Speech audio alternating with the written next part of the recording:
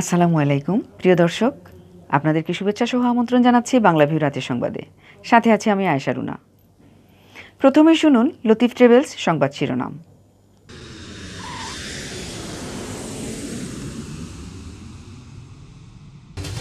সিলেট ৩ আসনের উপনির্বাচন সরকারের জন্য অগ্নিপরীক্ষা। দেশ ও গণতন্ত্রের স্বার্থে সুষ্ঠু নির্বাচন নিশ্চিতে সরকারের কাছে দাবি জানালেন জাতীয় পার্টির মহাসচিব। চিত্রনায়িকা পরিমণির জামিন মঞ্জুর, বুধবার সকালে মিলবে কারামুক্তি। আফগানিস্তান থেকে সম্পূর্ণভাবে সেনা প্রত্যাহার করে নিয়েছে আমেরিকা।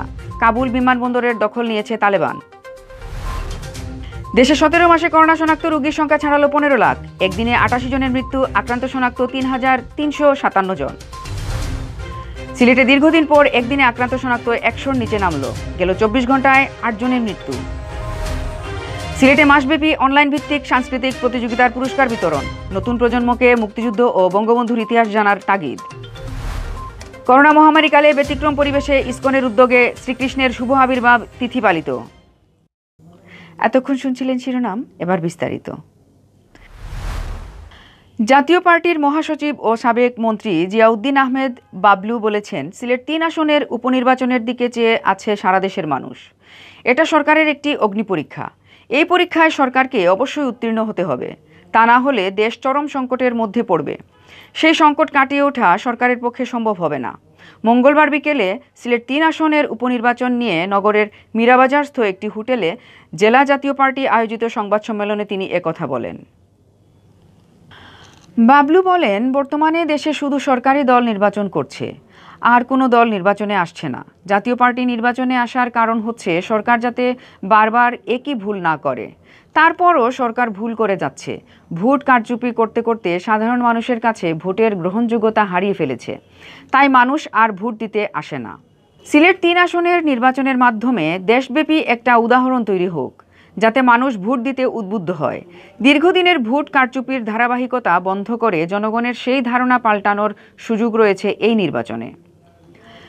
জাপা মহাসচিব বলেন, করোনা পরিস্থিতির মাঝে অনুষ্ঠিত ২টি উপনির্বাচনে মাত্র ৩ ও ১০% ভোট পড়েছে। এটা একটি দেশের গণতন্ত্রের জন্য হুমকি। নির্বাচন সুষ্ঠু না হলে গণতন্ত্র প্রশ্নবিদ্ধ হয়। আমাদের দেশে গণতন্ত্র খুব মুমূর্ষু অবস্থায়। সুষ্ঠু ও নিরপেক্ষভাবে সিলেট ৩ আসনের নির্বাচন নিয়ে মুমূর্ষু গণতন্ত্রকে সতেজ করতে হবে। তা না হলে দেশে আর গণতন্ত্র থাকবে না। মহাসচিব বাবলু আরও বলেন, সিলেটের এই নির্বাচনটা অংশগ্রহণমূলক হোক, এটাই আমাদের প্রত্যাশা। ব্যালটের মাধ্যমে যা ফলাফল হোক আমরা মাথা পেতে নেব, কিন্তু মানুষ যাতে ভোট কেন্দ্রে যেতে পারে সে নিশ্চয়তা সরকার নিশ্চিত করতে হবে। ভোট মানুষের সাংবিধানিক অধিকার, এটা নিশ্চিত করার দায়িত্ব সরকারের।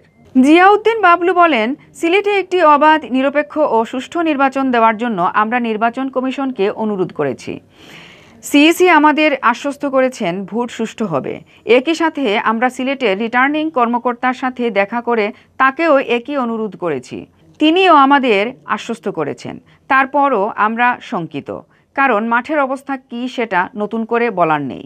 সংবাদ সম্মেলনে উপস্থিত ছিলেন জাতীয় পার্টির প্রেসিডিয়াম সদস্য ও অতিরিক্ত মহাসচিব barrister Shamim Haider Patwari MP, president সদস্য অবসরপ্রাপ্ত lieutenant general Masud Uddin Chowdhury MP, president সদস্য অবসরপ্রাপ্ত মেজর রানা মোহাম্মদ সুহেল, প্রেসিডিয়াম সদস্য Liaquat Hossain Khoka, vice chairman Ahsan Adilur Rahman MP, whip Pir Fazlur Rahman Misbah MP, presidium সদস্য ও সিলেট ৩ আসনের জাপার দলীয় প্রার্থী আতিকুর রহমান আতিক।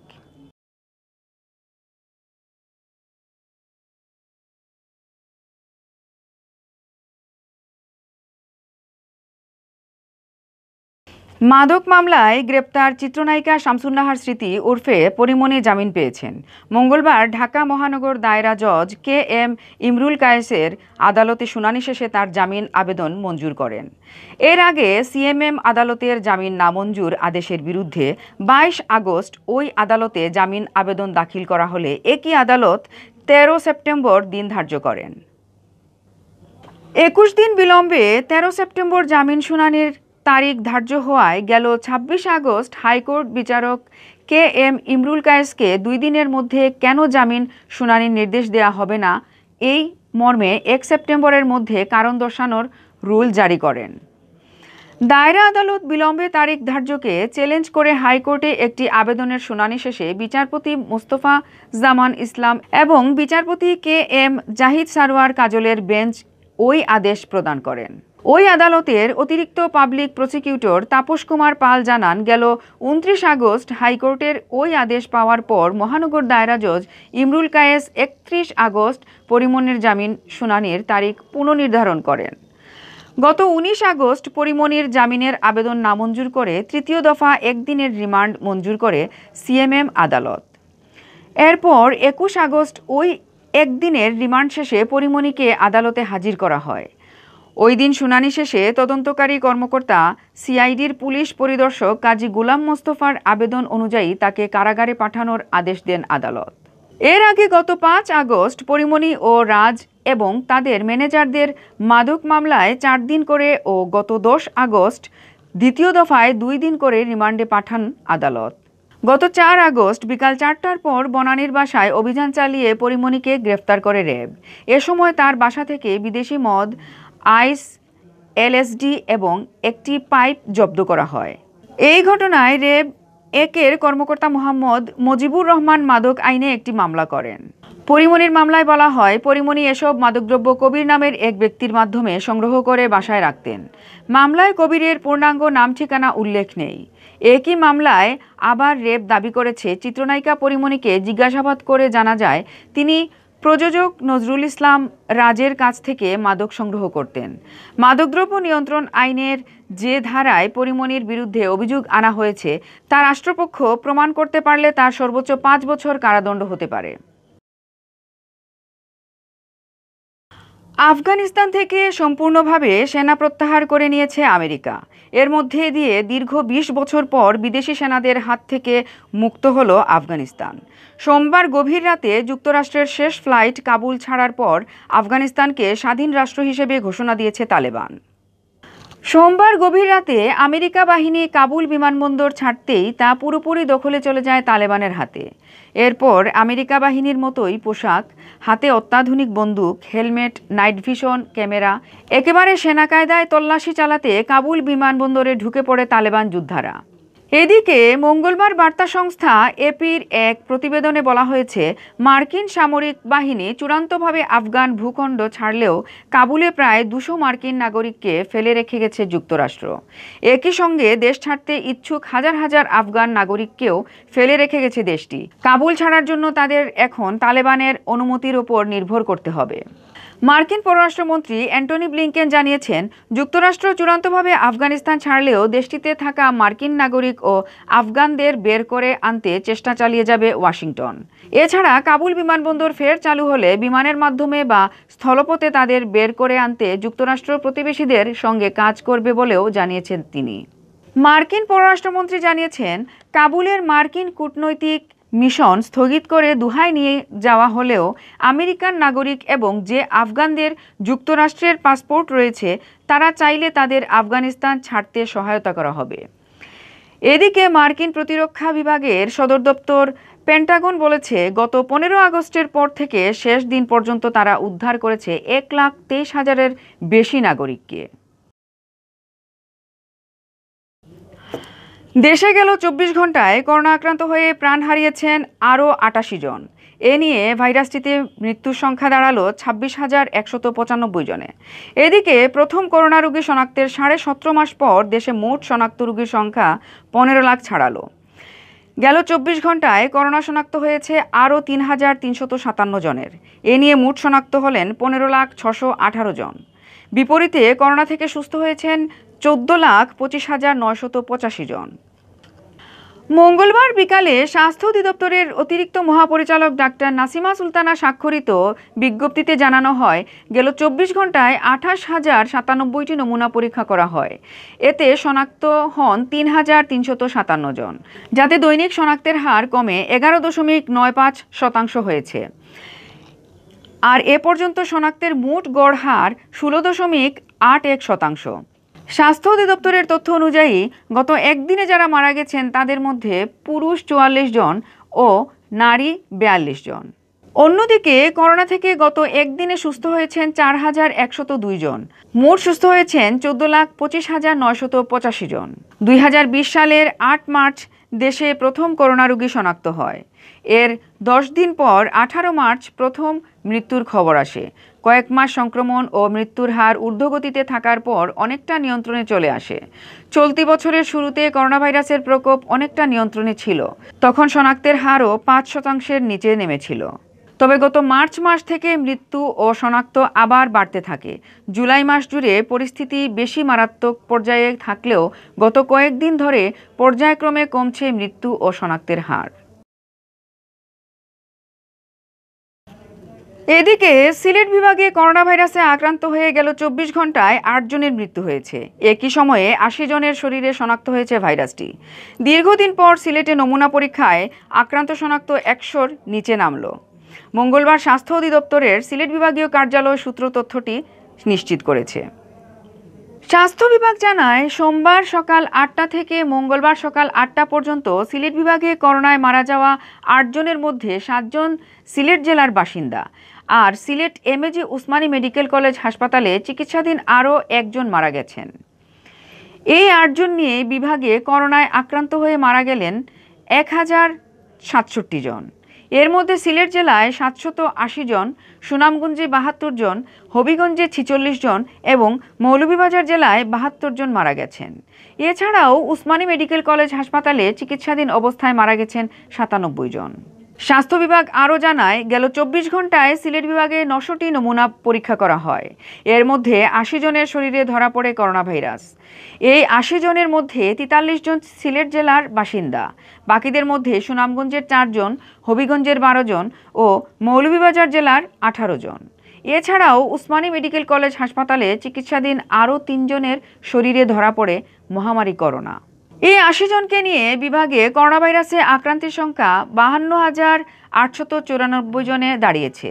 এদের মধ্যে সিলেট জেলায় 28,053 জন, সুনামগঞ্জে 6,085 জন, হবিগঞ্জে 6,455 জন ও মৌলভীবাজারে 7,745 জন রয়েছেন।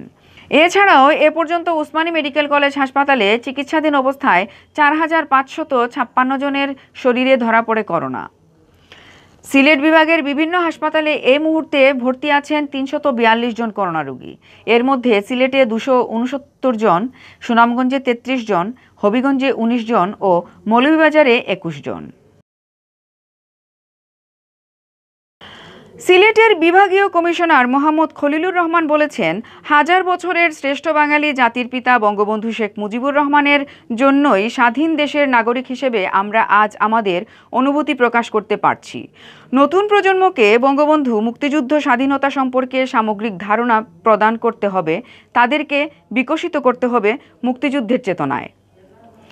সিলেট জেলা পরিষদের আয়োজনে ও জেলা প্রশাসনের সহযোগিতায় মাসব্যাপী অনলাইন ভিত্তিক সাংস্কৃতিক প্রতিযোগিতার পুরস্কার বিতরণী অনুষ্ঠানে প্রধান অতিথির বক্তব্য তিনি একথা বলেন। তিনি বলেন, আজকের বাংলাদেশের ডিজিটাল কার্যক্রমের বীজ অঙ্কুরিত হয়েছিল বঙ্গবন্ধু বেতবুনিয়া ভূ উপগ্রহ কেন্দ্র তৈরির মাধ্যমে। বঙ্গবন্ধুর স্বপ্ন পূরণে কাজ করে যাচ্ছেন বঙ্গবন্ধু কন্যা প্রধানমন্ত্রী শেখ হাসিনা। নির্বাচনী প্রতিশ্রুতি অনুযায়ী তিনি আমাদেরকে উপহার দিয়েছেন ডিজিটাল বাংলাদেশ। জাতির পিতা বঙ্গবন্ধু শেখ মুজিবুর রহমানের 46তম শাহাদত বার্ষিকী ও জাতীয় শোক দিবস উপলক্ষে মঙ্গলবার সিলেট জেলা পরিষদ মিলনায়তনে আয়োজিত পুরস্কার বিতরণী অনুষ্ঠানে বিশেষ অতিথির বক্তব্য রাখেন সিলেটের জেলা প্রশাসক কাজী এমদাদুল ইসলাম, সিলেট সরকারি মহিলা কলেজের অধ্যক্ষ প্রফেসর শামীমা চৌধুরী। সিলেট জেলা পরিষদের প্রধান নির্বাহী কর্মকর্তা দেবজিৎ সিংহ এর সভাপতিত্বে ও সিলেট জেলা শিল্পকলা একাডেমির জেলা কালচারাল অফিসার অসিত বরণ দাশগুপ্ত এর পরিচালনায় পুরস্কার বিতরণী অনুষ্ঠানে অন্যান্যের মধ্যে বক্তব্য রাখেন সাংস্কৃতিক প্রতিযোগিতা উপকমিটির পক্ষে সিলেট সম্মিলিত নাট্য পরিষদের সাধারণ সম্পাদক রজতকান্তি গুপ্ত, প্রতিযোগীদের মধ্য থেকে নাফিসা তানজিন, গাজী সাইফুল হাসান। প্রধান অতিথিকে শুভেচ্ছা উপহার প্রদান করেন সিলেট জেলা পরিষদের প্রধান নির্বাহী কর্মকর্তা দেবজিৎ সিংহ।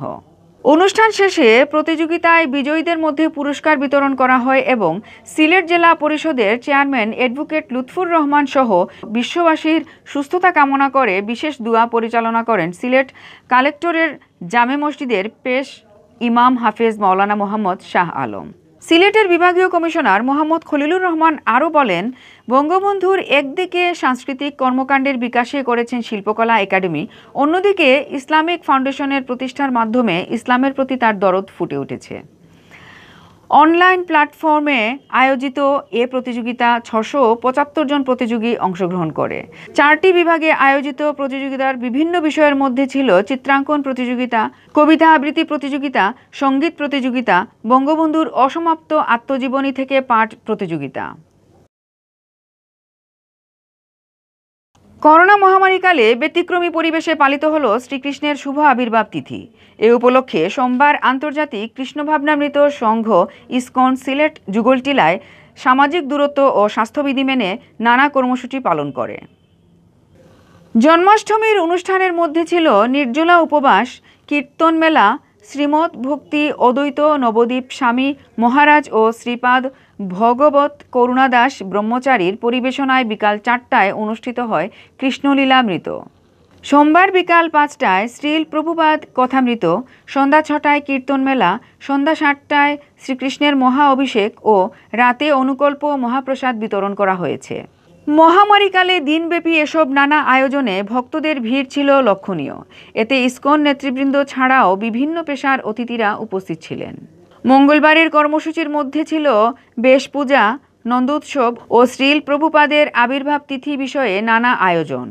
ইসকন মন্দিরে সকাল ৭:৩০টায় শ্রীল প্রভুপাদ গুরু পূজা, সকাল ৮টায় শ্রীমৎ ভগবত পাঠ, সকাল ৯টায় শ্রী ভগবদ গীতা পরায়ণ ও শ্রীল ভূপাদের জীবনী গ্রন্থ পাঠ, সকাল 10টায় শ্রীল প্রভুপাদের মহা অভিষেক অনুষ্ঠান, 12:30টায় আরতি নিবেদন ও শ্রীল প্রভুপাদের চরণকমলে 1025 লাল গোলাপ নিবেদন, 1:30টায় শ্রীল প্রভুপাদের উদ্দেশ্যে 125 পাউন্ড ওজনের কেক নিবেদন সহ নানা অনুষ্ঠান সম্পন্ন হয়। এতক্ষণ শুনছিলেন বাংলা ভিউ রাতের সংবাদ। এরপর প্রচারিত হবে সিলেটের আঞ্চলিক ভাষার সংবাদ। দেখার আমন্ত্রণ রইল। সাথে থাকার জন্য ধন্যবাদ।